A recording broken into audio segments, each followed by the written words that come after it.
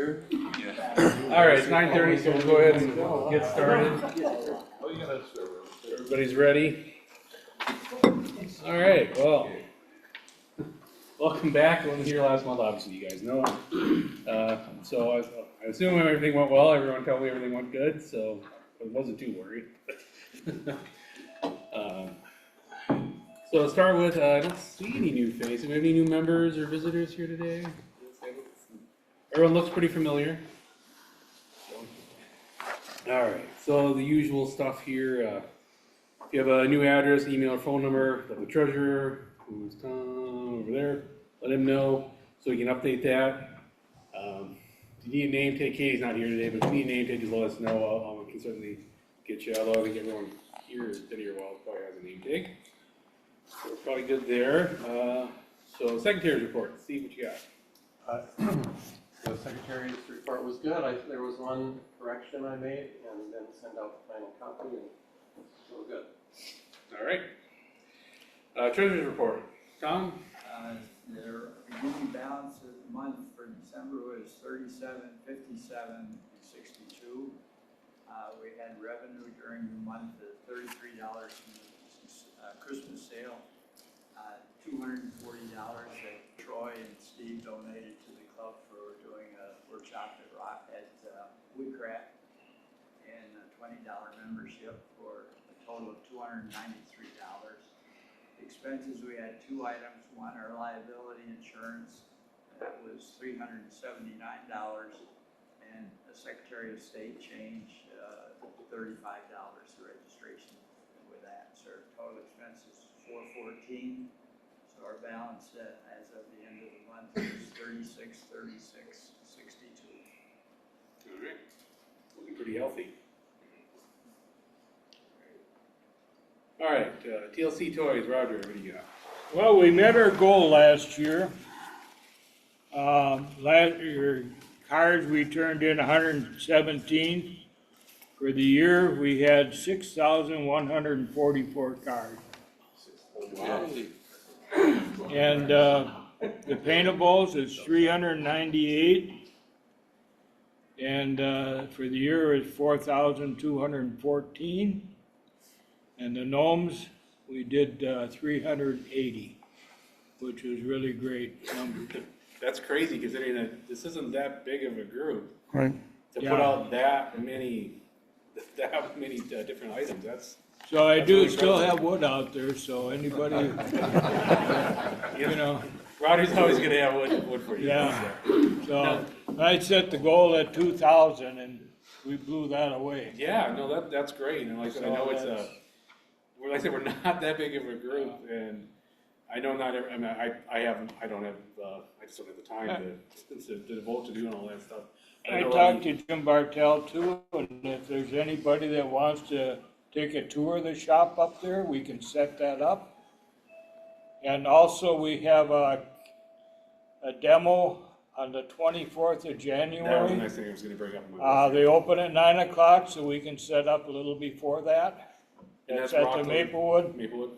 So bring the saws and bring some stuff to cut And and Roger, have a good time. you're going to be there, so I'm going to say anyone that wants to do that, just check in with Roger, just so we have an idea who's going to be there.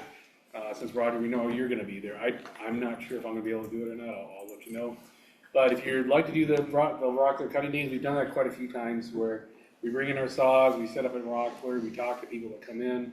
Roger will give you some business cards and make sure before I leave today, I've got some with me. I should get you the sign and stuff too. It's fun though, it's fun to talk to people and see what they're doing in there. Yeah, we usually get a lot of interest. We've certainly gotten, I think, more than a member or two from that who have come and seen us there and talk about. Yeah, it's just like any of the other demos we do. If you're going to come in, bring a saw, bring in some stuff to show. Like I said, just let's make sure we talk to projects. We don't want. There's only so much space in these things. I'm not too worried, but we want to make sure we don't have too many people. What do you got room for? Maybe 3 at Maplewood? Yeah, we got, we'll probably be on the main floor because they've got a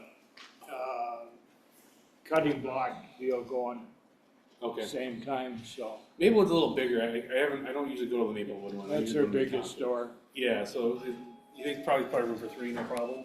Yep. Okay. All right, well, let's say, we'll just, Roger, if you don't mind coordinate that, with everyone reach out to you. Or you can reach out to me and I'll reach out to Roger, whichever, it's totally fine. We just wanna make sure we don't, overwhelm them too much. And like I said, and that's just, something we do. It's like when we were at the, Wood Expo and the State Fair where we do our demos. Just bring whatever you want to cut. I'm sure Roger will have plenty of TLC stuff if you run out. So bring a saw, some blades, and some stuff to cut, and it's a fun time. So what is this, from 9? They open at 9, you said? Yeah, they open at 9, so we can set up before that, And then we probably plan on going till afternoon, whatever, yeah. till we get tired of it and then we have to go home. That's about it. It is fun though to do it, get to talk to people. It is fun. I've done the Rockler ones. Obviously, I've done a lot of the other ones. Yeah, I mean, well, Rockler's a really good one because you've got people that are already interested in woodworking coming there. So it's not like the State Fair. We get a lot of people that just are curious and don't really know much about woodworking. Whereas Rockler, we tend to get people that are a little bit more. Well, they're there to buy wood stuff for woodworking. So that's why they're there. All right. Mm-hmm. And then, Mike, you wanted to mention about the chair situation when we're done here? Okay. Yeah, I got an email last month about the setup that we do here, because we take all the chairs and tables and move them forward like we like them.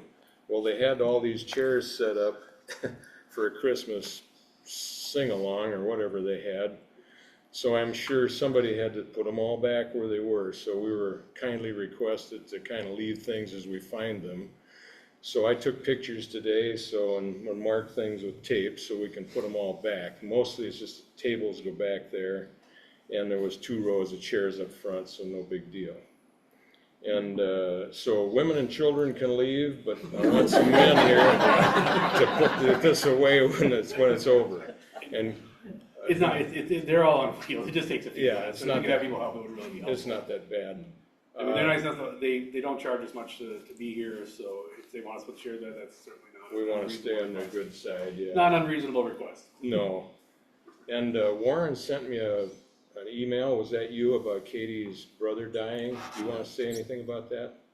I don't know, other than there's a celebration of life, I think it's coming Wednesday, and I don't recall it's in South Minneapolis, Catholic Church. Yeah. Her brother Dan passed away.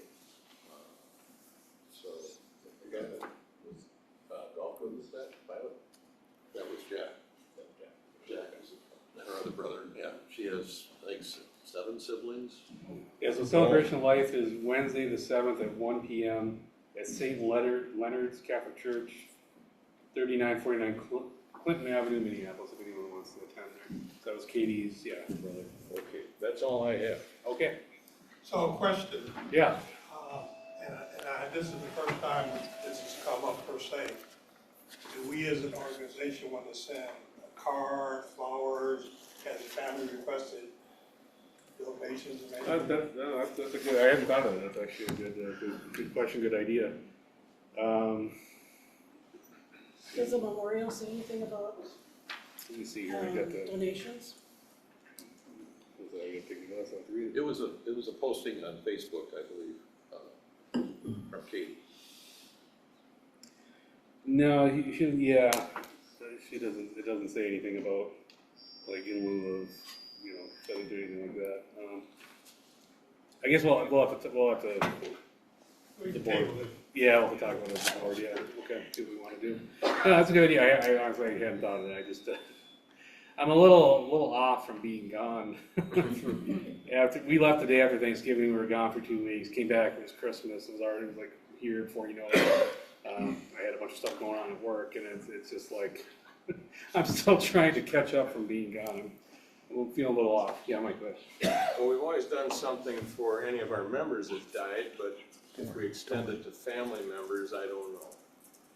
Yeah, This could be a lot of people. yeah, I could get I know what you're saying. I'm just thinking if anyone has an 8.5 by 11 sheet of paper during our meeting, it could go down the row, and if someone wants to write something on it, then I could mail it to Katie to her house. That Sure. would happen too. Okay. Yeah, We can do it as individuals and not necessarily as a group. I mean, you make a good point. Yeah, it can get a kind of snowball there unintentionally, but yeah, you got a good point, Mike. Well, what else have we got to do? Yeah. you guys get, well, Katie's she's one of the, not founding members, a very early member, I know that. So, yeah, definitely we should, at very least, if I thought I would have had a car, we could have passed it around, that would probably been ideal, but, unfortunately, it just slipped my mind. Yeah, I would say even if somebody is willing to just pick up a card, sign that it's from the NorthStar Sure. stores and send it to Katie. I think that would be very appropriate, and maybe down the road, we put something kind of in writing that, for member, spouse, whatever, we Sure. do this, and extended family, we just. okay. I volunteered a good card. Yeah, we Okay. thought about it. We'll take care of it. All right, thanks, Bill. I appreciate you guys taking care of that. Yeah, it's one of those things that it really hadn't come up since I've been, so I hadn't really thought about it. I saw that I got the text. I saw the thing about Katie, but yeah, I didn't realize she wouldn't. Well, makes sense she wouldn't be here today, but anyway. So yeah, like I said, I'm still catching up. I'm a little off. Okay. Did anyone else have anything else they wanted to bring up? Oh, John, you have a saw. Got a DeWalt I just picked up, if anybody needs it. Kind of bought it just so I could turn it over to you guys, but the only, works good, doesn't clang or bang or anything. And, holds the blade good. It's a type 1, so it was made around a little bit before 2000, Troy, is that right? 98? Yeah, 90, I think 98, 99, they switched over to They Taiwan. made in Canada at that time. And it was Taiwan. Anyway, it works good, $175, somebody wants it, give you a pretty Good good buy. price. It's got a stand, it's not a DeWalt stand. I got it cheap, and if somebody needs a DeWalt or a backup saw or whatever, let me know. Yeah, I mean, 175 is more than reasonable for DeWalt. That's my price range for buying a DeWalt, fixing them up and selling them. So, one that runs well at 170, yeah, that's a bargain. If you need a DeWalt, you're looking for a DeWalt, talk to John. I'm out of saws to sell. I bought another saw, but I'm not selling this one. So I don't have anything right now I don't have anything to sell, amazingly. I'm picking one up today to repair. Oh, although, if you guys remember Kurt Brugman, he was the one that had this Wells Fargo Stagecoach here a few months ago. He reached out to me. He's got it's a unique Hegner scroll saw. I was talking to John about that he wants to donate to the club. So I will be picking that up from him. He reached out to me. I told him I'd take it. So we may have. How would you describe that saw? It's a different kind of It was saw. their attempt at a French saw, I think. It's got a different blade, it's pretty small. I had one for a while. It was hard to use, I thought. Yeah, so anyway, it looked like They it was only a made them for a few years, so that tells Yeah, exactly. So, once I get it, I have it for the next meeting, I'll bring it in, we'll talk about it if anyone would like it. He's just donating to the club, he got it I think someone gave it to him, and he doesn't have a use for it, so he wanted to donate to the club. And I was like, hey, sure, somebody could probably use it. But I haven't seen it. I looked at the pictures of it, and I was like, I had to look it up, because I hadn't seen this particular model before, and I have a couple Hegners, and this one's it's a little bit different saw, but yeah, somebody might find it useful. Yeah, yeah. I don't know, I'll get it, I'll play around with it and clean it up and see if it needs to be fixed and whatnot, but anyway. Anyone else have anything they want to talk? Yeah. Yeah. I have some, I brought them last month, I've got some handouts, stuff that was given to me, it's free, it's back there, grab it, as I say, I brought it in last month. If nobody grabs it, I'm throwing it, so. All right, on that topic, on the last Hegner I bought. Came with a few books. This is half of them, I kept the other books. So, a lot of these books, I started looking through them and I realized, these are older versions of the books I already have. So, Fox Chapel republishes their books. So there are some books here that are still, you can go out and buy this book today. Same with this one. This one's actually out of print. But, like I bought this book, I just bought this book, a newer version of this book. This book's from the 90s. And I have it with a new cover that I just purchased from Fox Chapel not too long ago. So there's all kinds of books here. There's actually some really good books. The main reason I don't want them is because I already have them. But he actually had two of this one. So This is Judy Gale Roberts' fine line design book. So whoever wants them, I'm gonna send them out in the back. Feel free to take them. If you think you could use them, go for it, because I've got enough books. All right. And then the other thing that this came with was this. There are a ton of these. These are these little sanding things that go in a scroll saw for sanding in between. There's different sizes, different grits. The problem is, these ones are all designed for a pin-in saw. I tried cutting them, they won't fit in any of my saws. So if you have a pin-in saw and you want to try these, help yourself. They're all labeled. If you want to take the whole thing, I'm fine. I don't. They just won't work for me. So, I mean, there's everything from 1/4 inch 80 to 1/2 inch 180, 220, and 320. There's every size, and they're all that style. But there's two different styles of these. There's ones like these that are meant for pin end, and there's another two that have a skinnier end that are meant for a regular plain end. But these ones, I think if you have a DeWalt, you could probably cut this off, and it would fit in there. But they won't fit in my Hegner, my Hawk, or my Bailey saw, because they're just too wide. But I think if you cut that little top off, DeWalt, you got a little bit more space in there, you could probably get in there and get it in a DeWalt. So I will set these over there, you guys can help yourself. Like I said, a lot of these books, most of these books are from the 90s. This one, I own this book. Only I own the new version of it. Although the only thing that's new about it is got a new cover. But this is actually, if you're new to scrolling, this is a really great book. Some of the stuff about saws is a little dated, but the stuff about technique is all absolutely accurate. And actually, it's actually got some interesting stuff about the older saws that are kind of, they haven't changed that much. So anyway, I'll set those back there. Feel free to take one, take them all, whatever you want to do. You don't want them at all, I totally get it. I have a lot of books, but yeah, right. Now, on those books where you've got patterns, is what I normally do. I'll cut that binder off. Yeah, cut the spine off. That way you can get them flat to print them. And then I just use clips to hold them together. Yeah, that's what's really nice. Otherwise, you can't get a good print on. That's what's nice about the Judy Gale Roberts ones, that they're on a spiral, so they actually lay flat. Yep. But this is they just brought this back. Fox Travel just republished these books after she passed away. So this is actually a pretty good book. So and there's all kinds. I don't know if anyone remembers Patrick Spielman. He passed away quite a while ago. That's who wrote a lot of the books, and I've got there's a bunch of his magazines with patterns in there. So like I said, if nobody wants them, that's fine. But if you do, please feel free to help. It's a great way to get some free books, because like I said, I got a whole bin of them that came with this saw, which great. And I kept a few, but anyway.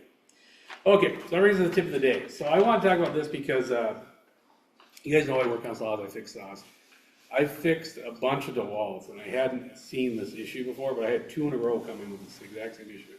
And it's a really easy fix.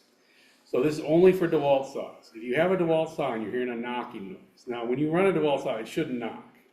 You shouldn't hear any kind of a knocking noise. It should be pretty smooth, it makes a little bit of noise. But if you hear a knocking, especially if it sounds like it's coming from the front up where the blade holders are, if you're having instructions, reach out to me, I'll give you a little better instructions. But what it is that underneath the power button, that plastic piece, there's a metal plate. And all that metal plate there to do is to guide a rod that holds, that you, when you turn the knob to put the tension on, it pulls a rod that pulls the piece in the back. When DeWalt designed the saw, they made that just a little too thick. And it's thicker than it needs to be. But what happens is the top of that arm, as it's coming up and down, it's sitting right below that piece. It's tapping that bottom of that piece. All you do, you take out 6 screws or 6 small screws, you pop that plate out, you go to your grinder, you grind about 1/16 of an inch off it, you put it back, bang, it's gone. Now I've worked on a bunch of DeWalts, but like I said, I had 2 in a row. I had one, somebody who met us at the Woodworking Expo brought his saw to me. He's like, I hardly use this thing, it's like 20 years old, but he's had it the whole time. He said, all of a sudden I just started knocking like crazy. And I took it apart thinking it was a bearing. And then I checked all the bearings, they're all great. I put it back together, it's still knocking. And I remembered seeing the thing about the piece. And if you look, and it's just barely touching, you see a little bit of a mark. It's just aluminum, so it's really easy to grind. And I took it off, went over my grinder, ground it down a little bit, stuck it back on, it's like a brand new saw. So keep that in mind. If you have a DeWalt and it's making any kind of a knocking noise, it could also be the bearings going, but if it's making a knocking, it's more than likely it's that upper arm hitting the underpiece. And if you want to, I can give you a kind of a better instructions on how to replace it. It's super easy. It's literally six small screws, pop it out, go over to your grinder, take a file. You don't even have to have a grinder. You literally take a file. It's just aluminum, and just file it down a little bit. Problem goes away. So something to keep in mind if you have a DeWalt. Other than that, anyone else have anything? All right, let's do some show and tell. Who wants to go first? Mike, all right. I'm gonna go put these over on the other table here. I'll let you take it.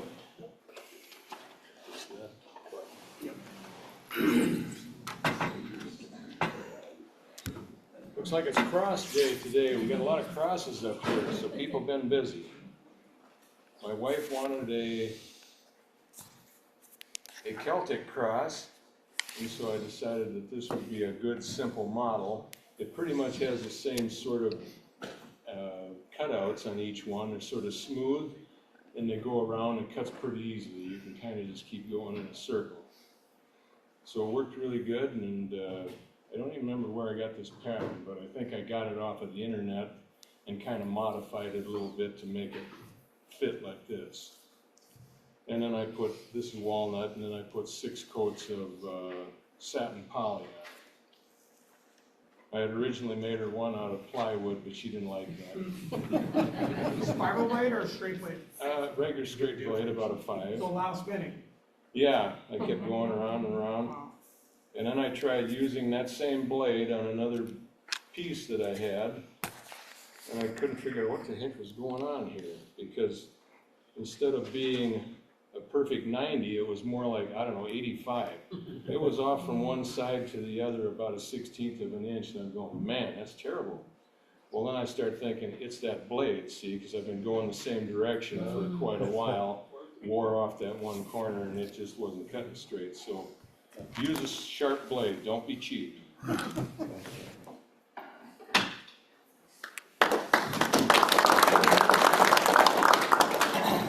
Well, hopefully you stocked up on blades from that deal I sent you from Flying Dutchman. I don't know if anyone, I'm sure everyone saw the email. I don't know if anyone else bought blades. I bought like 3 gross.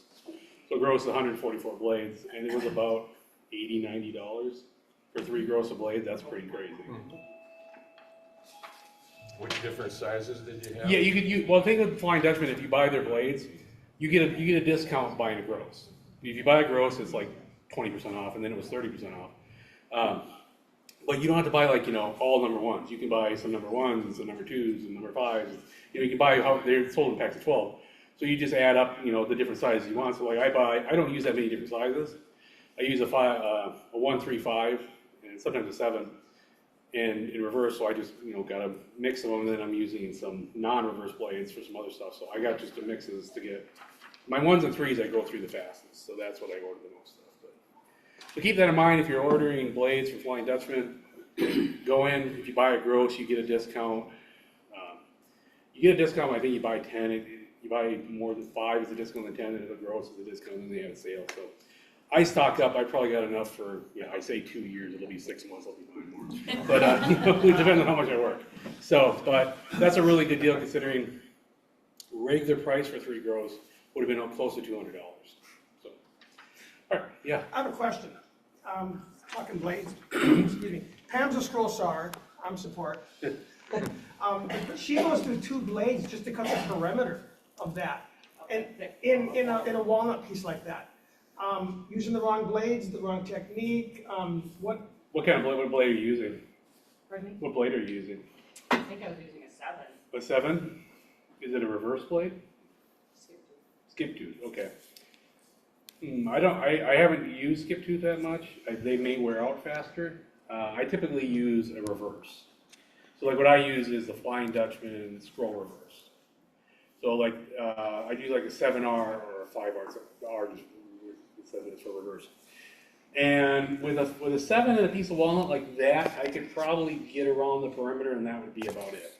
Because walnut's pretty, and it depends on the walnut. Some walnut's a little softer, some's a little harder. You go into maple and you chew up blades pretty fast, but what chews up blades the fastest is pine. Really? Yeah, I found, there's that pine that Roger, you used to, that select pine from Menards. It's not free. It comes from Brazil or somewhere like New Zealand. It's just really, but man, it chews blades to heck. And I think part of it is that it's a little bit of sap in it, where other wood's a little drier. I think it just tends to. Well, pine usually grows in sandy soil. Yeah, there's probably some. You've got sand. So there's probably some silica in there too. Yeah, but for whatever reason, I find that pine just chews my blades to heck. I think the worst one is Baltic birch. Some of the Baltic birch, yeah, some of the glue has silica in it, so it does chew up your blades. Yep. So do you think Dutchman versus Olson, 50% better? Cadillac, Chevy, what are we talking? Honestly, I'd say they're all pretty much equal. Okay, It mainly comes down to personal preference. okay. Like, I know John uses Olson, and that's what he likes, and that's great. I use Flying Dutchman, I've used it for years. I tried Pegasus, I tried Olson.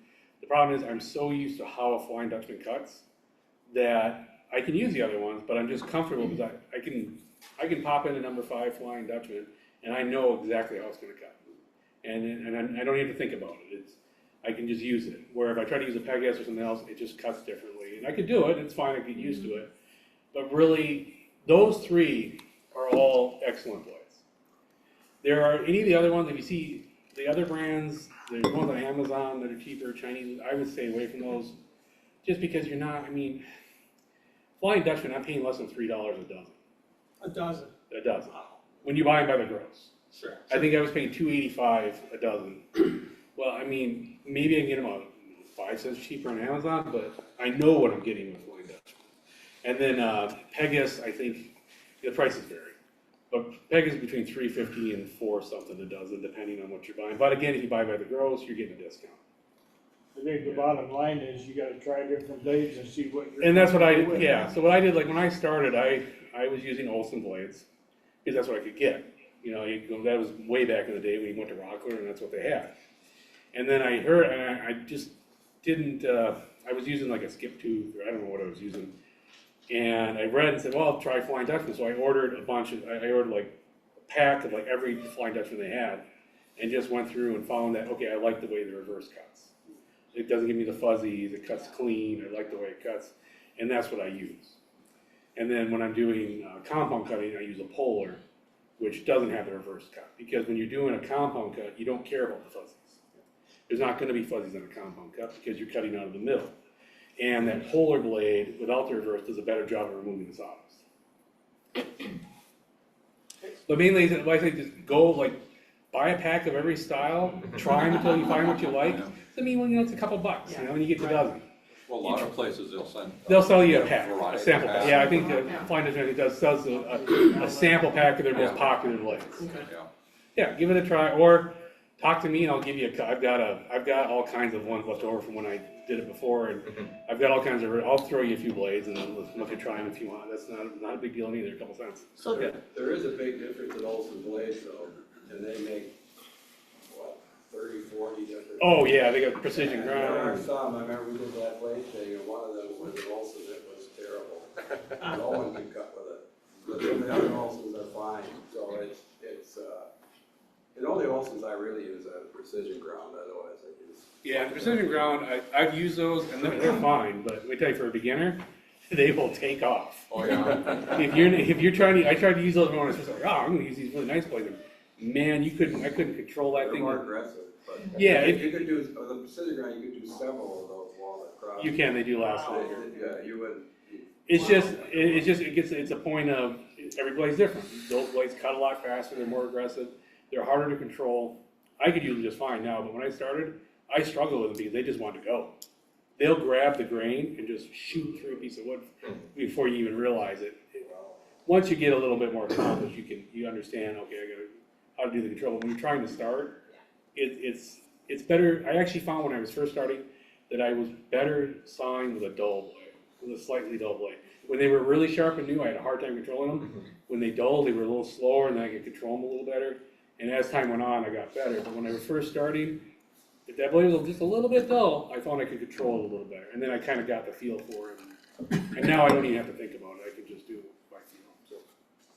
So. I found that with Pegasus versus Olson, or Pegasus will cut, is more aggressive than Right. Olson. Yep.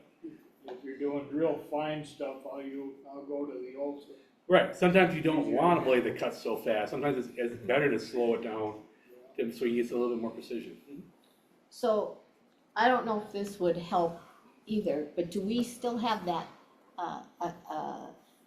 document or something about when we did the blade testing stuff? Would that help new people to The blade testing it's I think that's on the YouTube video. It's on the YouTube channel. It The can be a YouTube, little. yeah. It can be a little confusing for new people. It's a little technical, but mainly what I say is a reverse blade. If you're doing thin stock or something where you're going to see the backside, you want a reverse blade. Because that reverse blade comes up, it cleans up the bottom. You don't get the fuzzies. If you're doing a 3D cutting, like some of the stuff like chest pieces that we see here, you may want a regular blade that doesn't have the reverse. But for 99% of your cutting, a reverse blade is the best way to go, unless you find something you like better. I tried the two-way cut, and I couldn't make it. The crown tooth, and I just didn't like the way they cut. Either too slow, or I just didn't like the way they cut. But that's me. You might try them, and you might like them. So don't rely on what we say that is gospel. It's not. It's what you're comfortable cutting with. But like I said, I just went through and kept trying. I have jars full of different blades. I bought a dozen. Oh, let's try this one. No, I didn't like that one. Okay, let's try that one. No, I didn't like that one. That one cuts too fast. That one's too slow. That one doesn't. That one's hard to control. So it's just practice and try what you like. But anyway, who else has something for show and tell?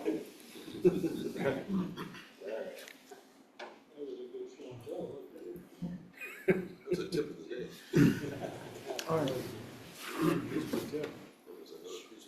Oh, Carl. Well, you think that conversation this long? I'll beat ya. Carl's on a mission. Yeah, so, this project I did was kind of special. I think the story behind it is probably more than the project itself. When we moved into our house, we put in some river birches on the south. Our deck is south facing, and so we put in some river birches on the southwest corner to shade the deck with the sun. Well, as the tree grew up, it did exactly what we were hoping it to do. However, there was a branch that was coming up and was starting to knock on the side of the roof of the house. And we were on vacation, and my brother-in-law, instead of taking that part that was knocking there, took the whole branch down.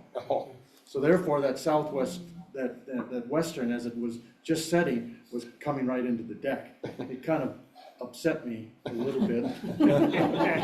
Anyways, the thing was probably about at the base about 12 inches. Naturally got smaller. Well, I brought that into the garage and it was in the garage, and then I brought it into the shop, and that thing stood in the corner. And I think the record of where I started looking at how to resaw wood, branches, and it was probably in 2018 when I started looking at that, so it probably would have been at least 5 years old at that point in time. So this thing's been sitting there probably 15, almost 20 years, right? So I finally got around to doing that, doing the resawing, which is, the technique of you screw into a piece of wood to get that surface, and you cut a flat piece, and then you start cutting it down. So here's kind of the start of it. We cut that piece, and then there you can start to resaw it. And so so this is an example of it. So, and then this sat, I had these sections, and that sat on my workbench for a long time, a couple of years, and I kept moving it around, and I says, I gotta get it doing that. Finally, I started cutting this, and it sat on my workbench for a while, and I finally said, I gotta do something with that. So, I finally got around to gluing them up, and this is just one of the ends that I didn't use. Started gluing it up, and it actually, I was pretty impressed. It came came out really nice, looks really nice. So then I saw in a magazine, here's pieces of it. I saw in a magazine, then I started looking, well, what am I gonna use this, what's gonna be? And I thought, oh, it's gotta be a nature shop. You know, it's gotta be something about nature. And so I started going through the magazine, and my wife saw one, she says, oh, I like that. Well, as I was starting to work on the project, I'm going like, well, I don't wanna build the frame, so let's find a frame for it, but it was using an acrylic mirror, which I thought was pretty darn cool. So this turned out really nice, and you've got the great blue heron, and so you got this acrylic blue in the background, and this frame we found over at the Hobby Lobby, and it was a really nice frame. So finally got this thing cut, and just this last week, and put it together and cut the acrylic, and I thought it turned out pretty neat, and again, the history behind it is probably more important or more impressive than the picture of the heron. So, but I thought the wood was really good. I still have some pieces that I can do some more and more globes and some more projects like this. So.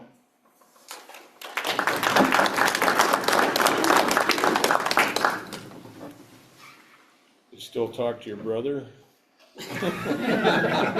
Brother-in-law. Brother-in-law. We wanted a picture to give to a friend who was a birder, and I saw this in the pattern for this in the Woodwork Scroll Saw magazine, and I have trouble sometimes with my saw getting ahead of me, so I like to slow it down one way or another, and so I like to stack cut. So I cut 2 of these, and so we gave one to the friend, and then my wife decided she liked it, so we've got one for us. So that's.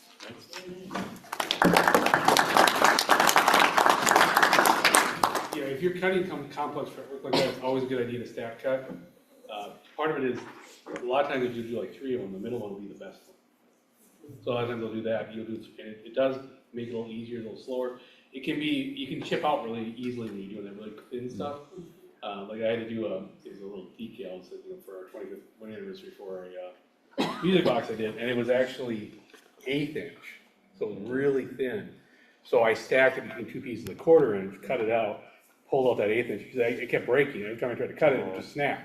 So I put it between 2 pieces of 1/4 inch, and then I was able to cut it out just fine. Same thing I do that if you have 2 of them together at 1/2 inch, you're less likely to break out those little pieces.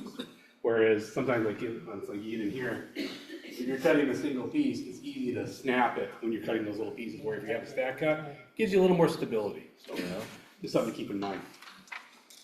I'd say most people that do those a lot will stack cut them.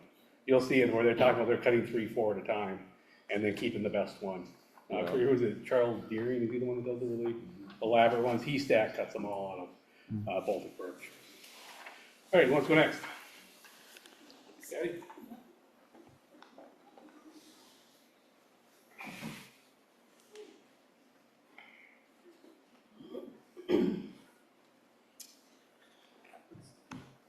This is a train that I did last year when I was in Arizona. We're not going down there this year, so, but I really liked the lines in the train and the tracks, and but painting it was a pain in the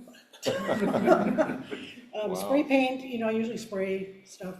There's too many fine lines in here, so this was hand painted probably 3 or 4 different times, just to make sure I got all of the little white spots, and I'm sure I missed a couple. But I really like the contrast too between the black and the gold. This is just the gold is just a, what do they call it, matting, a picture frame matting. Oh, Matt. A matte piece and I just love the color against the black. And I found a frame for it, and so I could just set it on my shelf, and something about it just talks to me, so I just really like it. Thanks. Very nice.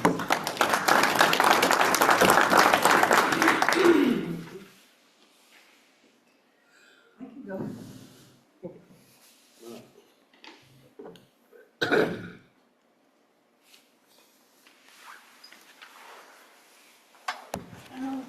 so I'm trying to do epoxy. This is my very first I tried these guys to put the epoxy in there, this one and this one. Yeah, I really like the look, but it's hard. And then, you know, then I did this one. This is the better side than that side. It was hard, but I did lose one of these, and was it an antenna? And, oh yeah, you can almost see where I glued it, but the epoxy keeps it in place, so should have stack cut it, so, yeah. This was a pattern out of the Scroll Saw magazine, so. Hold the other two up too.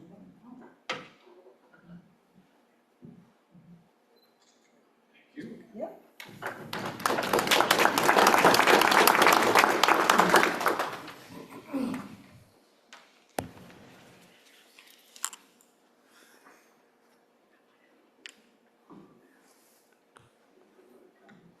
This eagle, I got this out of the magazine, the fall magazine this year, so. Is that a rough grouse? That's an eagle. Is that a rough grouse? Is that what it is, a grouse? I can't tell from back here. Oh, it's an eagle, okay, sorry. Look. I'm way back. And also there's, and there was, they had these ornaments. So we have about 6 or 7 of them, different kinds, but I stacked these. I cut 4 at a time, so it turned out. And this was hard maple, so it came out, you know, didn't have no fuzzies or anything on mine. Yeah, hard maple is a little easier to do some real fine stuff in. Yeah, and then, and also, I made crucifixes, and I do a craft show, so, but I did 24 different kinds, different sizes, different woods. I have a lot of different, I had to start using some of my wood. I mean, small stuff, so I started doing that with this, because, and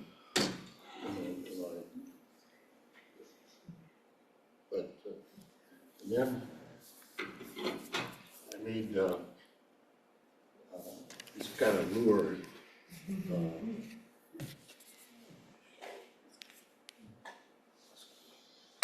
And somebody asked me, well, I've made these a few times, but I hadn't made any for about 4 years, so somebody wanted one, so I, you know, made walleyes and bass and muskies and trout. So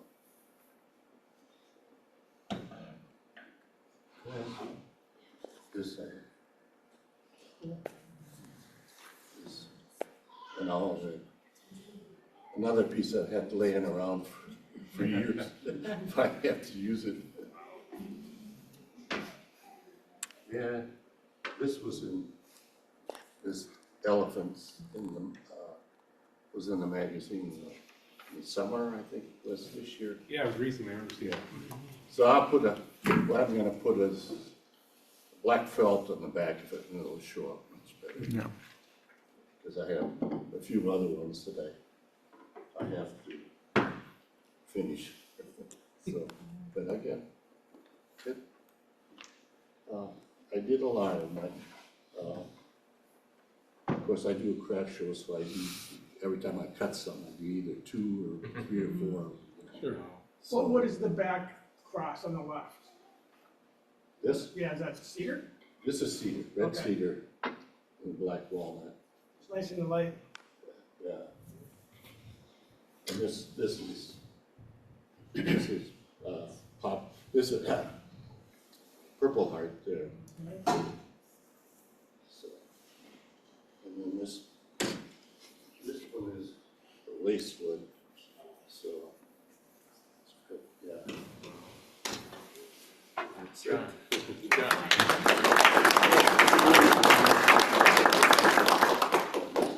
Yeah, just maybe one crowd. Come over this way. Yeah, there you go. Oops. Okay, grab a couple more. Maybe one of the lures and the eagle.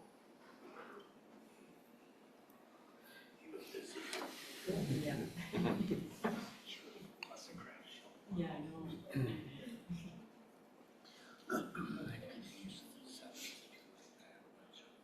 Okay.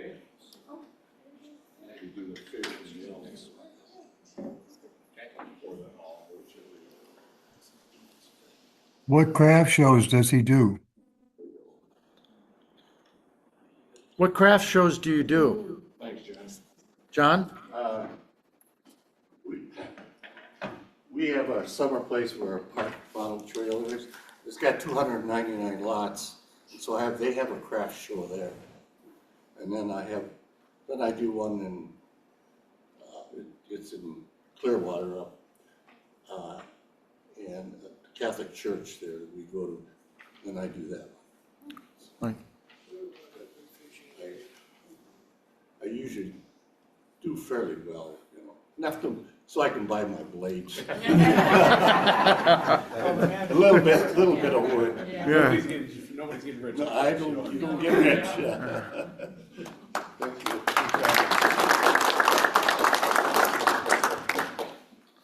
All right, welcome, Steve. All right.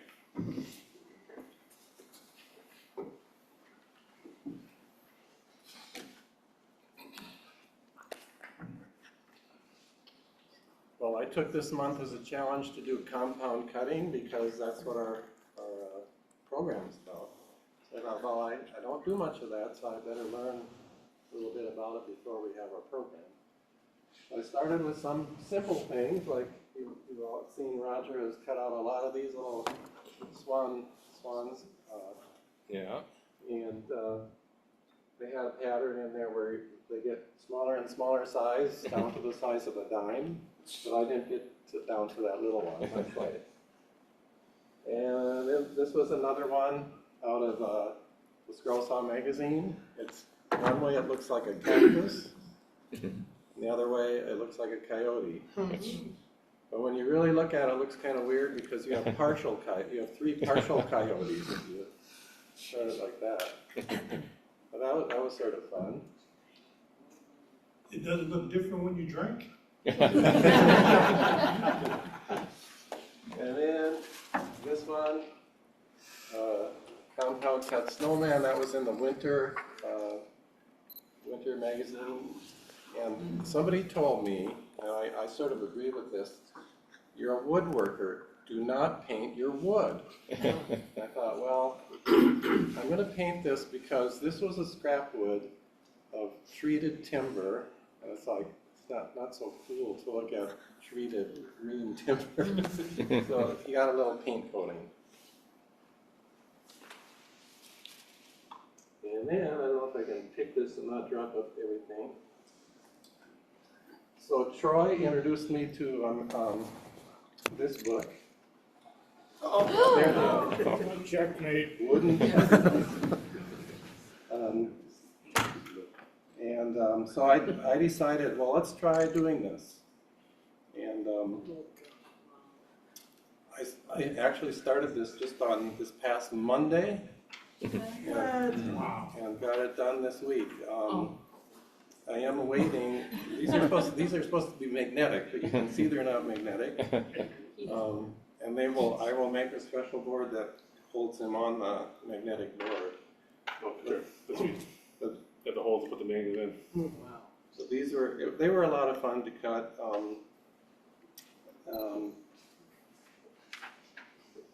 I wouldn't have been able to do these well without using the jigs, which we'll probably talk about that in our program. Yeah.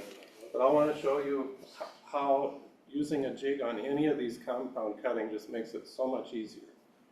I think it's a very important tool to have. This is actually the one from the book you have there. Yeah. So There's a pattern in that book to make that jig, it's really easy. So you clamp your piece in, it can't move on you, and you have a much better maneuverability when you're trying to hold a little piece of wood or using this, it's just a big difference. Yeah. We'll talk about this in a few minutes. Oh, and if anybody wants to stay after the program, I'll challenge you to a chess match.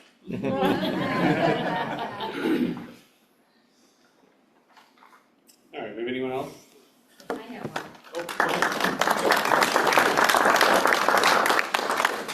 Troy, thank you for getting me started with this little project. Yeah, oh, it looks great. So Troy took my DeWalt scroll saw and fixed it, just as he was describing, and then showed me about veining.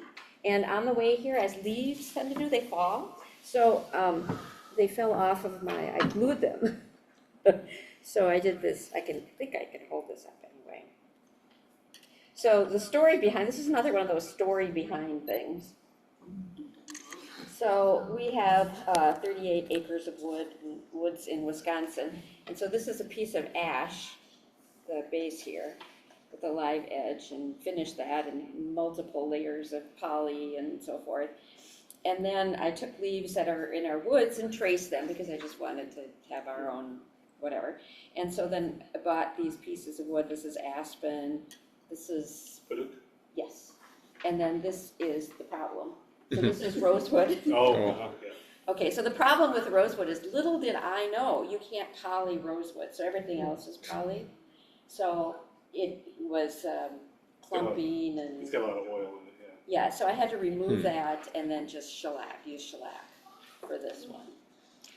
But poly worked for these other aspen and here. So I can kind of hold it up a little bit.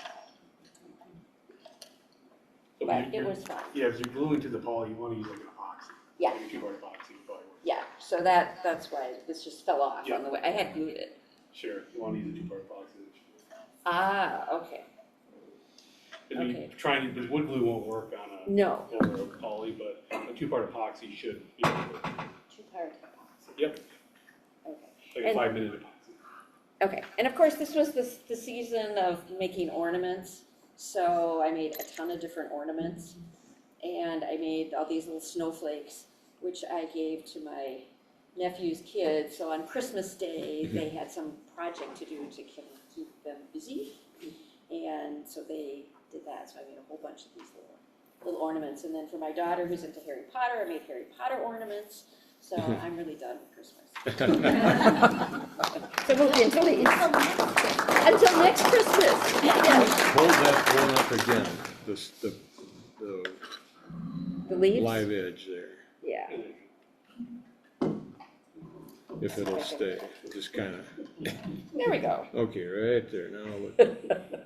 Looks like they're glued. Okay.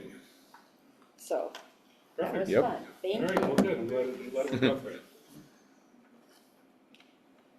Okay, anyone else? Roger, what's this up?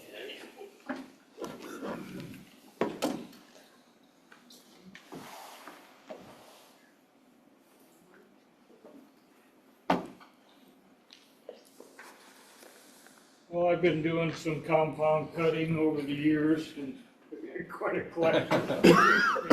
But these are the most recent ones right here. Christmas tree, little snowman. And I like these better because they're thicker. Same way with your ornaments. You get something like this, and then you get something like this. It's hard to see it on the tree. But I like the thicker ones myself. But there again, you gotta be perfectly squared up. Then we got the lamp posts. There's a set of 6 of those. And then I did do one. I got this is the smallest I go with the reindeer. It's, not never again. Otherwise, I'd give away quite a few of them. Then I got the swans in 3 sizes as well. But what's kind of neat, I took maple and I took purple heart. So I just put a cross each way, and it gives it kind of a nice pattern on them. Yeah. So, but there again, I like to, this is a snowman here that I did, but they're so hard to see on the tree. They're fun to cut out until they're great. But I also did one here. I had to reduce this pattern. It's a deer, then you turn it and it's an eagle. Now, what I would do on a pattern like this, I make the base a little bit thicker because this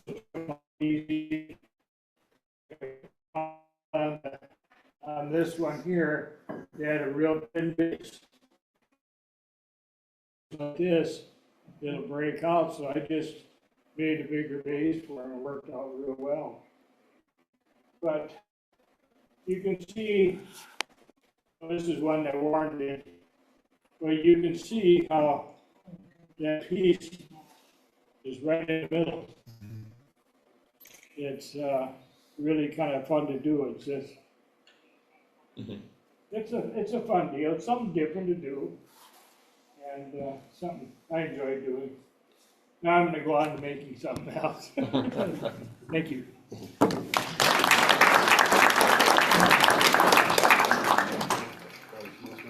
Yeah, I didn't know we were gonna do the compound stuff, show and tell now. Okay, that's fine. I thought we were doing it afterwards, so. No, it's fine. I'd done, a long time ago, made a bunch of these, reindeers, but I went through and I tied a little ribbon on here and used mat pins for the nose. And then those of you that have made these things, when you peel it back, you have the sides of it. Well, I took these sides and sanded them down and, made little brooches out of them. And so you just wear it like this. That was kind of cute. At the time that I was doing those, I made a whole bunch of these as different sizes and different kinds and different shapes and made a bunch of these and gave them as Christmas ornaments. This is the one I kept. And at the same time I was doing that, I did this. So all of these leaves are compound cut. They're, as you can see, they're really small. And I have had to fix this, glue it a couple of times. The stems have broken, we pulled this out for Christmas. This is kind of a nice, and I gave this as a gift to my wife for Christmas. So that turned out, that was a lot of fun to do as well.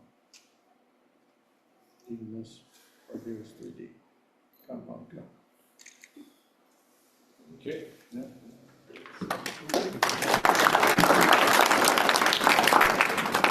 Anyone else have anything? Oh, one more. No, wait, no, I don't. Okay, all right.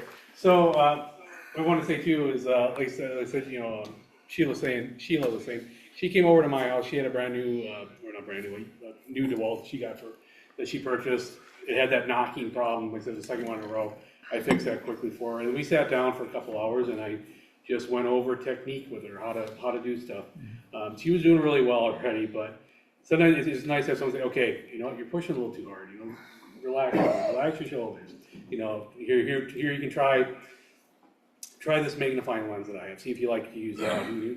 It's just that's a lot of what we do in the club here, especially if you're new or you want to try a new technique that you haven't tried before, you're not sure how to do it. I specialize in fretwork. As you guys have seen, that's mainly what I do. I'm starting to get into 3D compound cutting. I've been fighting with it, but I think I'm getting close. We have a few that specialize in Intarsia. John's really good at Intarsia. If you want to know how to do something, you're not sure how to get started, there's someone here that knows how to do it. Danny, John, I don't think Clint's here today, but they're all Intarsia experts. And they can really help you with that. I do fretwork. I know I know other people do too. I'm not sure who all does what. But we all have our technique. We all have our skills, and a lot of it is just, if you're like me, I'm self-taught. I grab a book, I grab a piece of wood, and I just make stuff into it and break it until I get it right. That doesn't work for everybody, I understand. Some people like that instruction, and there's only so much any of us can teach you, but we can at least get you started. And that's a big part. We can give you a lot of tips, show you how to get started, how to choose blades, things to watch out for with your saw, and make sure your blade, you're not cutting too fast, pushing too hard, little jigs, tricks like that. So keep that in mind. if you're having trouble with something, there's probably somebody here who may have encountered that and might have a trick to help you. Can't guarantee it, but we'll certainly try. And yeah, with that, let's go ahead and take a quick 10-minute break, and then we'll come back for our program, which is all about 3D cutting. Okay. Okay, let's go ahead and we'll get started with our presentation. I'll let Bill introduce here in just a second. We'll get everybody seated. I'm just going to talk real quick. We're going to be talking about 3D cutting. Steve went over it a little bit, talking about the jig here. So this is one this came from the book, the same book that Steve has there about the compound cutting for the chess pieces. This is nothing elaborate. I mean, this is literally just some scrap. You can make it out of pine. I made it out of maple because I had some maple laying around. So it's just a piece cut with a long slot. 2 pieces cut with a long slot, and then you've got a carriage bolt with a wing nut here, and a carriage bolt with a wing nut here that moves back and forth. And then you've got these little indentations. This one ended up in the wrong spot, but so that you can get the blade in between the piece. So, for example, this is a chess piece out of black walnut all ready to go. You put it in a little jig here. And then what I do is I push the bolt up as far as I can. What happens is when I cut this first side out, now it's loose in there. If I flip this around and go to cut it, it's gonna move back and forth while I'm trying to cut. So if I put that bolt up tight to the bottom, that holds the piece tight so it can't slide down. Because I've cut all around here, now there's a little bit of a space. It'll slide down and that'll screw up your cutting. Mm-hmm. So by putting that bolt tight against it, then I can come in on the other side and cut around. So this is really valuable because trying to hold this little guy, so this is 1.5 inch thick black walnut, it's pretty hard. Trying to hold this down, he wants to jerk around and jump up. It's darn near impossible to cut these without the jig. You can, yeah. Poor man's version of your clamp there is just a wood clamp. That'll work You too. can get Harbor Freight for about $4.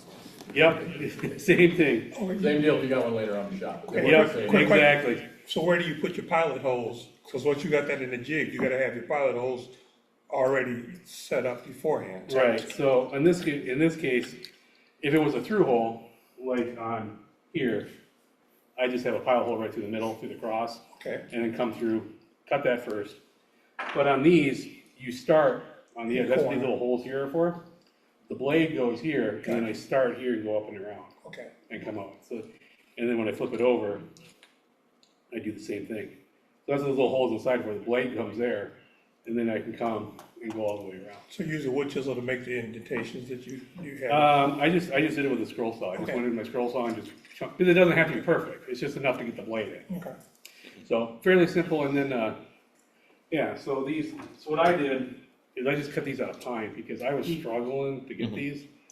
And let me tell you, you better make sure your blade is 100%, 90%, 90-degree accurate. Because what happens is you cut around, when I come around, when we get to this corner, they have to match. And if your blade's not right, it'll be a little high or a little low, and that ruins your base.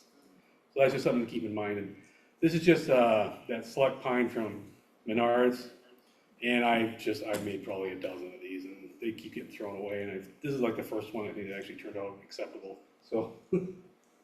I have a couple of comments on that compound cutting jig. Yeah. One is that I found that I always had to put it on the scroll saw table after I had it all tightened in, because it could be, one corner might be off. Yeah, you want to make sure that we're going to get it on the table and then retighten those screws so that it's nice and flat to the table. Yeah, what I found is that you want to make sure, first of all, that your piece of your jig are absolutely flat. Yeah. So these have been flat, this is flat and square. And square. This was some leftover stuff that had already been run through the planer and the joiner, so I knew it was flat. But what I do is I actually set it on either my workbench or the table, whatever, and push it down, because otherwise, if you're up a little, or you're up a little, so you want to make sure flat, then tighten it down so that it's perfectly, otherwise you're going to have trouble. The other thing I found is I didn't usually you do compound cutting without a jig like that, you have to tape it once you've done. Yeah, you don't need to put the tape on. You don't have to put tape on, you just carefully turn it and it holds it fine. you can do both sides. Yeah, I was taping this and I realized, why am I taping this? Because you're not gonna, because the piece is inside. You're not worried about fuzzies or keeping this looking well because it's inside. So I quit taping them because I realized I didn't need to do that. They're a pain to tape anyway. Yeah. So did you just double back tape under it to hold it? No, on? all I do, I just took the pattern and I glued it right to the wood using spray adhesive. Yep, just leave the tape off. You don't need it. You can if you want, but you don't need it. And the other thing is too, is like I said, I stopped using a reverse blade because again, I don't care about fuzzies on the back. I had better luck with a non-reverse blade. We used a regular blade. It removed the sawdust better because, as you can see, you're cutting a lot of wood. There's a lot of sawdust that gets in here. And if you have a blade that removes the sawdust a little better, it cuts a little smoother. Yeah.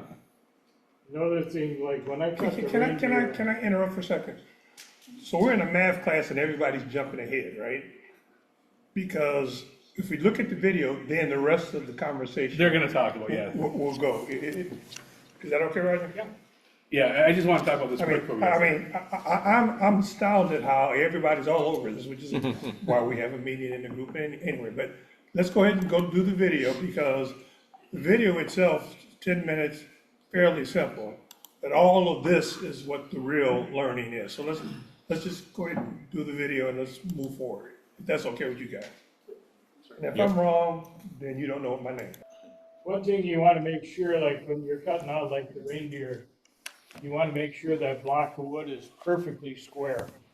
If it's not, it won't come out right. And also make sure your drill press is squared up. That's gotta be perfectly square, because like the lamp posts and that, you don't have much room for error when you drill. If you're off just a little bit, it's not gonna work. So those two things, you wanna make sure they're square. Everything's gotta be perfectly squared up. And take the time to make sure it is. Does anybody not understand what we talked about when they say squaring up your wood? That's a yes, that's a no, what are you talking about? Well, when you, like your table saw, you wanna make sure that the blade is perfectly squared up to your bed. Otherwise, if it's at a little bit of an angle, that's gonna give you the wrong angle when you cut it. Even 1 to 2, 3. It's gotta be perfectly square. And some of the pieces where you have a cutout, you wanna make darn sure your drill press is perfectly squared up as well. Because if that's at an angle, when you get down to the bottom, it's gonna be off. So that's very important to have everything squared up. And how do we, what do we do to make sure, what's our reference point for square? Well, I got a small square that I use for my table saw. I'll make sure, I don't go by the numbers on the saw, because they lie. And same with the drill press, they lie. You've gotta actually get a square and put it on your drill bit. And your table, that's gotta be perfectly square. Same with your table saw. I think one of a really good thing every woodworker should have is like a 6 or an 8-inch square. Yes. Like I have a couple of woodpecker ones. Those ones, man, they were paid for those things. But anyway, it doesn't have to be anything that fancy. But a 6 or 8-inch good quality, like iGate makes one that's like around $20, $30, is essential. Because you can grab that and know that steel square is perfectly square. I can throw it on, we got a chunk here.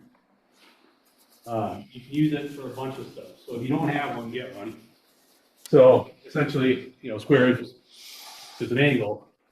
I'm gonna put it on here and it's gonna match up. And tell me this piece is perfectly 90 and 90. If this was off a little bit, it's gonna throw the whole thing off, even 1 to 2 degrees. It doesn't take much. So you just, as I said, it doesn't have to be an expensive square, just a decent square. And you use that to set your blade straight up and down, make sure your fence is parallel. There's some other tool. When you talk about a table saw, there's actually tools. I have one that's a gauge, there's an actual dial gauge to square the blade up. Sometimes the blade will be turned or the fence will be turned. That'll cause other problems. But the main thing is you want perfectly square wood. And I was gonna say, if you wanna practice on 3D cutting, if you go to Menards and buy the Select Pine, it's called Select Pine, it's about $14 for an 8-foot piece. Which sounds like a lot, but one 8-foot piece, you can make 2.5 chest sets. So that's, you can make a lot out of that. So that $14, you figure, well, this is about 20 cents worth of that wood. So when you do it, that's what I did. I did a lot of those because it was just a cheap way to mess up a bunch of stuff and not care. But when you get that Select wood, it's perfectly square. As long as you cut small sections. Over the length, no, it's not perfectly square. But the Select stuff is pretty good. It's flat. It is flat. If you go like 2 feet, it's probably got a bow. But if you do a piece like that, it's pretty much always. So potentially you need 2 squares, because you might need a little bit larger square as you're checking your pieces of wood. Yeah. So typically a 6-inch one. The 6 and an 8. Right, but then for your tools, you know, you have the smaller one, you might even want a magnetic one, because that way it'll hold it in place. So as an example, probably 6 months ago, we had a meeting, we talked about squaring even your scroll saw blade has to be square, right? You know, so woodworking can be annoying, because you spend an hour setting up and 30 seconds cutting. Yep. Right? It only takes 30 seconds to ruin it too. Right, that's the problem. If you don't spend that hour, you're gonna be really angry. Yeah, so those are the little things that nobody talks about until you got the oops, and then your spouse or friend is asking why you're screaming. Did you hurt yourself? Are you okay? Right? Or at least that's what happens in my house. Troy, do you have one of those electronic angle gauges? Angle gauge? Yes. Yep, I use it. It works really good on a table saw, works good on a miter saw, and not so good on scroll or anything else, but. No, what Mike's talking about, it's a little box with a magnet on the bottom. And what I'll do is I'll raise my blade all the way up on my table saw, and it'll attach to the blade. And then as I turn it, it's got a digital dial, it tells me what the angle is. And they're they're accurate enough for woodworking. I was gonna say, you got a machinist in here, so I don't think, He's not here today. He's not here today. He gets really mad at me because I was like, oh, it's really accurate. Machinist? No, absolutely not even close to what a machinist uses. Woodworking? They're excellent. They're very accurate for woodworking. Same thing as I use a Vermeer caliper, you know, just one of those calipers, you know, Vermeer caliper. It's like $20 on Amazon, and it's actually, I actually watched a review, they were talking about these calipers, and the one I had, they said was actually one of the more accurate ones. But it's accurate enough for working, but it's really handy, especially when you're planing a board down. Throw that caliper on there, and say, oh, okay, no, I need to go another 100th of an inch, all right, you know, and I can do it. So that's it. You don't need to spend crazy money on stuff for woodworking. I mean, you can. I mean, you want to buy all woodpecker stuff. I kind of fell into that for a little while and realized that their stuff is nice, but it's not worth what they're charging for it. Because I don't think it is. Yeah. Yeah, so to say, not everybody has my situation, but I have a Seiko, and it comes with the magnetic, electronic gauge there. Yep. And I can take that off and put it on the top of the baking on your table and move it up to, it mounts right in the head, right on the table. Yeah, it's a little pocket. Yeah, it's got a little pocket where it sits in there, zero it out, and I can move that, I can take it over to my table saw, I can put it on the table saw, put it right up against the blade, and I can dial it. I mean, it's pretty, you can get it to 0.1. Yeah. They're real fine. And they're not that. Compound cutting, and no, it works really well. Yeah, and like especially want to make sure wood is square. So this is a piece, a lot of bigger, 8-inch to 2-inch black walnut. So what I did is I ran it through my planer, got it on pretty straight, like flat planer, ran it through one straight edge, put it on my table saw, and cut out 1.5 inches. So I planed it down 1.5 inches, set my table saw, ran it through, so now I had strips this long. They're 1.5 square, perfectly square, perfectly flat, and then I cut them on my miter box saw to the width I can. Yeah. I can attest to the quality of the Menards Tool Shop caliper. I have that, I have 2 of those. I have $90 mini toil ones. I have a $250 Snap-on caliper. All the same. Yeah. 100%. And I use a 1, 2, 3 block, it's a machined piece of Yep. steel, 1 inch, 2 inch, 3 inch. Every one is identical, so you don't need to spend the money, go to $15 at Menards, works fine. Yeah, the one I got on Amazon was like 15, 20 bucks. And I then, use it all the time. also use, I'm a machinist as well as a woodworker. Oh, sure, okay. A 4-inch machinist square, Sure. $10. They're incredible, especially with the scroll saw, because you limited space. Yep. And they're very nice, they're very quality, and for the woodworking, they're very precise. Right. And you can actually buy a set that will have the 3, 6, Yep. 12 inch. And that kind of covers you for most of what you're doing. I would say for squares, I would say don't buy the cheapest, but you don't have to spend the crazy money either. Because they're, especially for woodworking, but I use my squares all, they're hanging up on my pegboard, and I'm always using my squares to check stuff. In fact, I mean, so there's a Chinese company called Temu, Temu. If you go on YouTube, there are multiple comparisons of their cheap stuff versus the quote unquote higher price stuff. And it's shocking how, or not shocking, depending on your perspective, that you can get by with some of the other stuff. I mean, but most of us will get bit by the bullet at least once and say, I'm gonna buy something woodpecker to see if it's really worth it. Guilty. So, yeah. I like their stuff. Right, well, It's yeah, cool. yeah, It's really and so nice. you buy, or Jessup now is selling some stuff that's also very nice, cheaper than woodpecker and stuff. iGaging makes a lot of wood. Yeah, they're probably the better buy in terms of quality, Versus price-wise and price, yeah. stuff. And So that's, feel free to experiment and tell us how much money you didn't throw away, but you invested in learning. and with the calipers, I like the analog one as opposed to the digital ones, Oh, because the really? digital ones, I always gotta replace the battery. The battery's always dead when I go to use it. Or better yet, the analog one with the dial, with the Yep. dial zero. Yep. So that you start from. Yeah, it's all preference. Right. Other comments about compound cutting? So. All this squaring out is great, get it all square, but if you push too hard, it's all over. Yeah. You gotta go slow. That is the hardest part I've had most trouble with because I like to cut fast.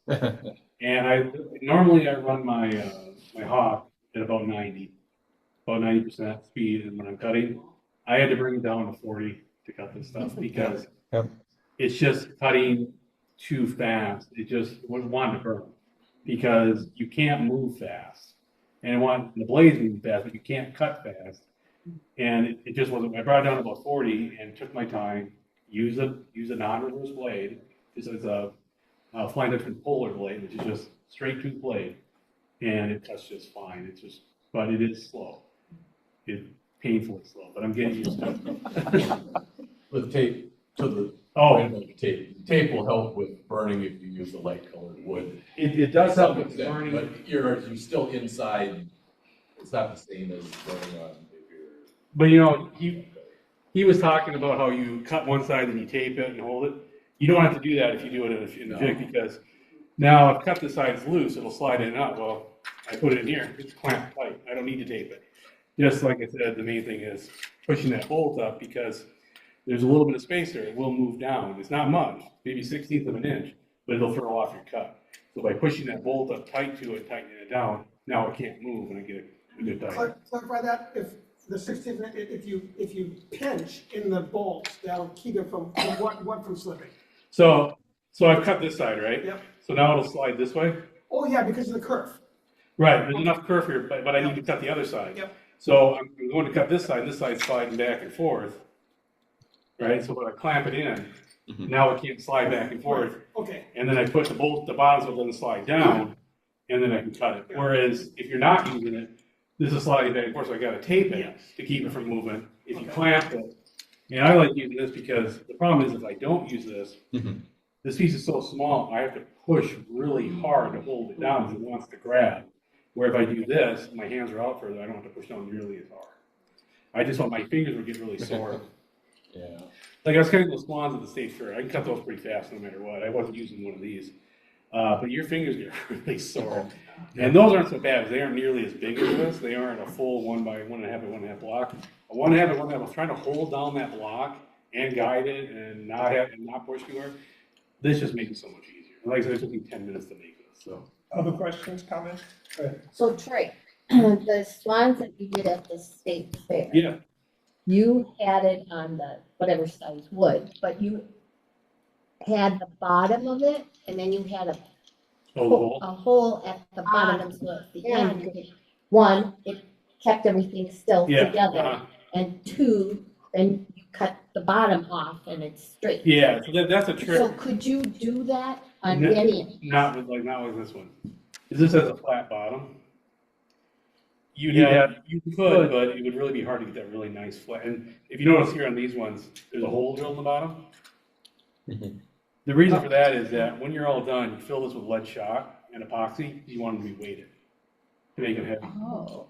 So that method works with the swans, and it would probably work with the deer. That's called I forget there's a name for it, where you drill the hole. So I could make this longer. Right. I could drill the hole, come up around, and that would hold it. But it works well with the swan because the swan doesn't come out to the edge. This comes all the way to the edge because there's a base that goes all the way around that's uncut. Look at one of the finishes. The swan is 100% cut out. Where these ones have a base that goes all the way around that's uncut. So that's an uncut base. Swan, I'm cutting up here. There's no base to the swan. I need to leave that base. I need to leave that base square to get to the swan. See where the swan base, you just got that little. That doesn't matter. The chest pieces are a little more complex. You got that base, and it's really it's really tricky to get that base completely square.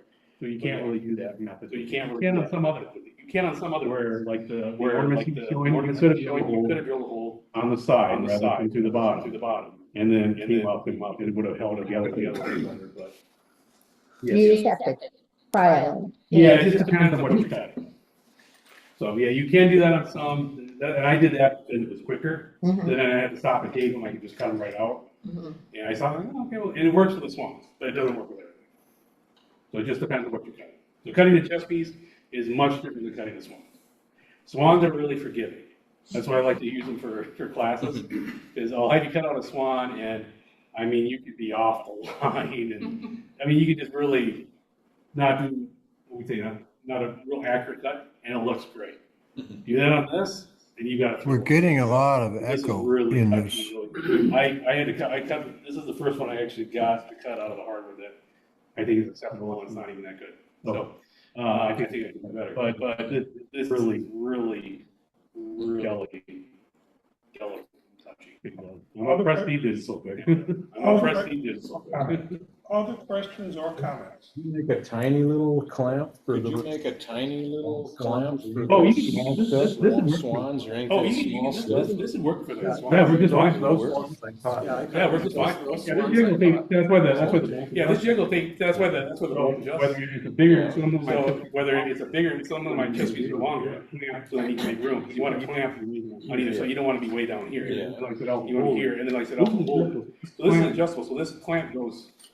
That's about the size of the swan, all the way up to there. And you don't need the height of the clamp to match the height of your cutting. No, you can make a smaller clamp if you want for the smaller clamp you use. But this could where it just makes it a little tougher if you do that, but then it's kind of way down in there. So if I was going to do something like a swan, I'd probably have a smaller clamp because, if you notice, these pieces don't fit all the way in here. They top over. Yeah. So this is taller than the clamp. Yeah. So it can be taller, it can be shorter, but when it's shorter, it's a little harder to see. Yeah. But it can definitely be taller. Yeah. Well, another question, right? Yeah, in the video, they cut it out and then he slid it out and then he put it back in. What is the purpose of that? He was just doing that to show you. Okay, so that's not something. Yeah, so I mean, I could cut this side out, slide out, and show you. That's what I was talking about because now it'll slide. That's why you put it in the clamp. It keeps it from sliding because it was just in there and you started cutting and started moving back and forth and it would screw up your cut. So that clamp, or what he did is just tape them. Either way, it's fine.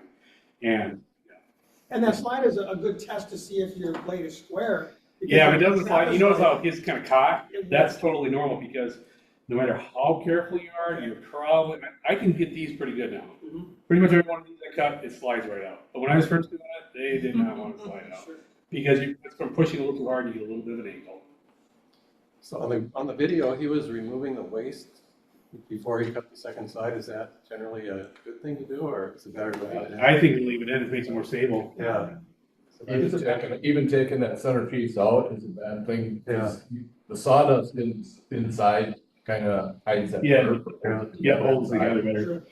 And as soon as you remove, if you take it apart, I've done that, take it apart, you blow out all the sawdust, and now it's loose. Where if I just left it alone, it'd be nice and tight. Like, no, the centerpiece like this, I cut out, obviously, cut that all out, and then pull it out, and then do the outside. We're almost out of time, so any other parting comments? I'll just say one thing. About 25 years ago, I was at the Scroll Saw Show, and they had a contest how fast they could cut out those reindeer. And these two guys took it on, they had saws, they were all standing around, no pattern on it. And 7 seconds, the guy got it. I know what you're talking about. And you look at it, it's just as good as anything, you know, it took hours, you know, it just. Not enough, they didn't need a pattern. You could whip one out and then he'd make a sleigh out of the strap. Yeah, he was, yeah. He passed away a couple years ago, I can't think of his name. No, it wasn't a bad saw, it was a Scroll Saw. Yeah. But he liked those Delta C frames, that was his style, so. Anyway. So quick question for the group. I think this is exactly the kind of conversation I think we wanted to have. And I really appreciate everybody having brought in pieces because it helped add depth to the conversation. So I have a question. Would you prefer to know in advance what the next topic is? So. Yes. Yes. Yeah, then we can bring in stuff. Okay, yeah. Because I talked to at least one person, I like the challenge. Okay, that's the next one. Let me bring my A game. Okay, so we will do that. So we'll put it on the website. We'll let you know what the next video are, and I can tell you, we already have stuff already set up through May. The only time the schedule might change is if we can get one of the speakers that we're working on to come in, then we'll let you know that speaker is happening and we'll push that back. Yeah. But I'm excited to see that you guys were excited to say, let me show you what I got. Well, yeah, this was just coincidence that I started working on this a few months ago. Like I said, I showed Steve the book. I just gotten the book, and we did our woodcraft class. And I said, hey, I got this book. You know, I brought a show me one. He's like, oh, he's like, I'm a chess player, which I didn't know. I don't really play chess. I just like making stuff. And then he said, like, oh yeah, I went and got that book you showed me, and I made a chess. Like, okay. So books make it happen, meetings make it happen. So what's next month's program? Hold on. Tell us ahead of time. Give me a moment to pull it up.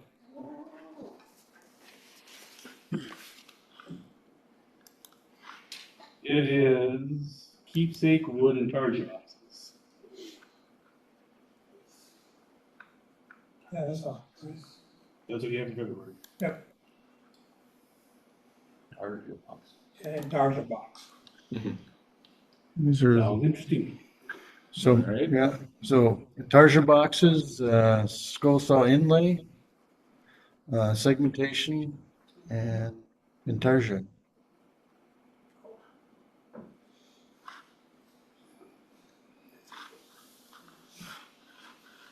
All right.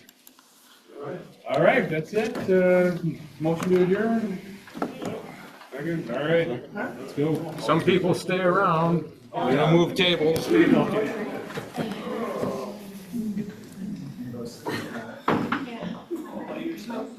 Bye, guys.